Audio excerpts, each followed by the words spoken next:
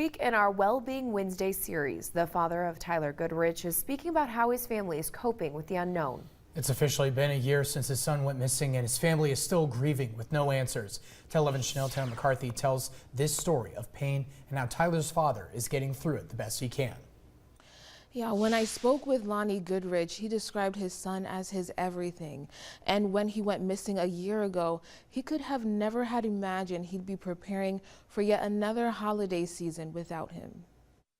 November 2024 marks a full year since the disappearance of 35-year-old veteran, father and son Tyler Goodrich. You're constantly on the lookout, constantly. I mean, I don't go anywhere without being on the lookout.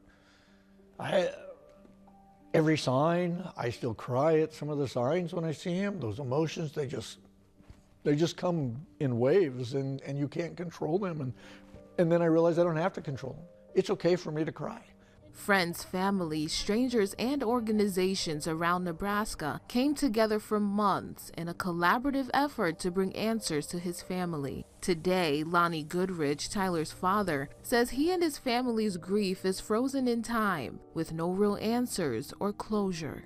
I think the hardest part of going through it now is realizing that when we do have an answer, that grieving starts all over again.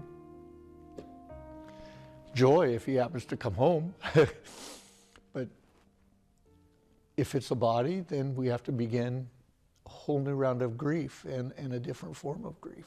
Just weeks ahead of Thanksgiving, Tyler Goodrich left his home after a disagreement with his husband and was never seen again. His family, devastated but hopeful of his return, continued to gather for the holidays and birthdays, each time with eyes pasted to the front door, waiting for Tyler to walk in. As you prepared for Thanksgiving, as you prepared for Christmas, every day you thought, all right, he'll be home. He'll be home. He'll be home for that holiday. And he didn't come home. This ambiguous loss, those traditions that they held together, they can no longer continue that. And so there's that emptiness in them and loneliness that they feel. To cope, Lonnie says he sees a counselor and encourages others going through similar situations to do the same, adding that the people around you are able and ready to help carry the weight of grief. Sometimes they might seem strong, that they got it all together, but they're dying inside. And so as community and friends, we need to keep an eye on each other and make sure everybody's doing okay.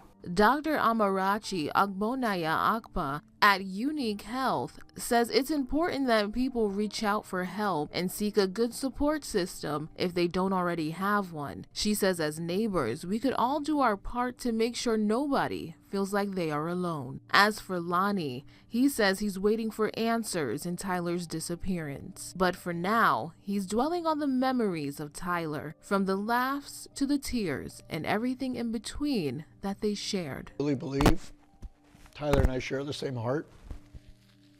His heart beats with my heart,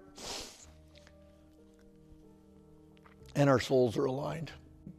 I understand life and death. And if my son is dead,